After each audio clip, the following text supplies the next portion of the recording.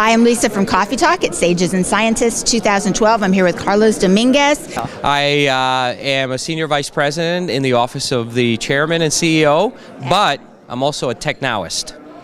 Okay, this is what I want to talk to you about because you were speaking yesterday and everything you said was fascinating. I was hanging on every word. Explain My wife never says that. Okay. Explain how you came up with this term. Well, you know, I've been in the technology business for all my life, for 30 years, and always been really focused on how technology is applied and changes lives. And what I've discovered is that over the last 20 years, with the advent of the internet, with the mobile phones, and with social media, the speed and rate in which things are changing, because we're now empowering the world to be able to leverage a whole bunch of things, is that people are having a really hard time absorbing all of the change that's occurring. So this whole notion of being a technowist is figuring out how to leverage the present. Yeah. Right? And also simultaneously how to prepare and lead for the future if you're in a position of leadership.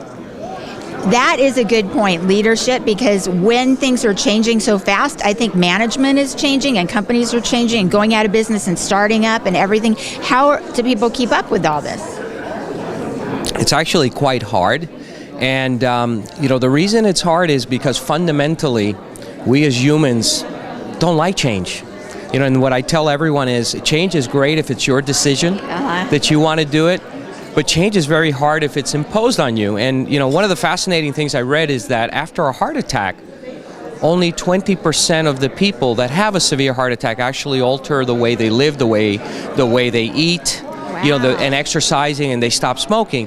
So if 4 out of 5 can't change to save your lives, why would you change if a company tells you to change? Right. And therein lies the problem. And the second component is that a lot of these tools that are here, like social media, which are brand new, unfortunately not being used by the executives that are my age. My age group, this is something our kids use. This is not something we use.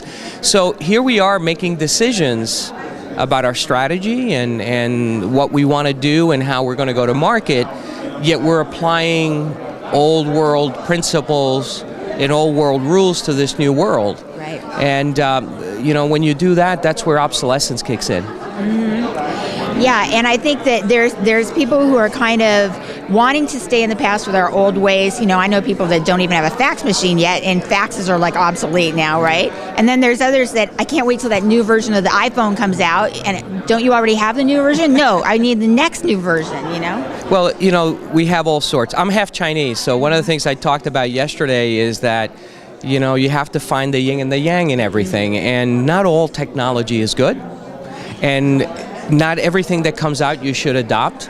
So, my principles are really easy, is to be open to the change, be open to the possibilities.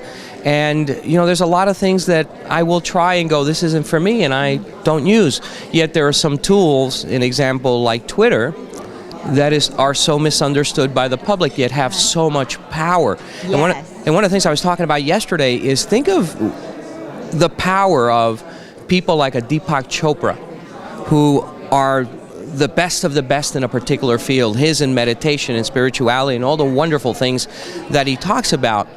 And he's posting that out constantly as a stream of consciousness on a platform called Twitter. Mm-hmm. And I can listen to him, I can learn from him, and he doesn't have to say, Carlos, I approve you, or Carlos, you have to give me X number of dollars, or Carlos, I can just bring it into my life. Exactly. So in other words, he's curating content for me in a very, very specific ways, and just like Bill Gates is doing it, or Warren Buffett, or all of these incredible people that are sharing their knowledge, their minds, and their hearts. Right. Easily accessible, cheap. I mean, it's free, right? Yeah, you can't be free. Yeah, that's great. Great. Good advice. Thank you so much for all your insights, your wisdom. I appreciate it. Well, insights, yes. Wisdom, not so much. And thank you. Thank you for having me on the show. I appreciate it. Thank you so much. Bye. Bye.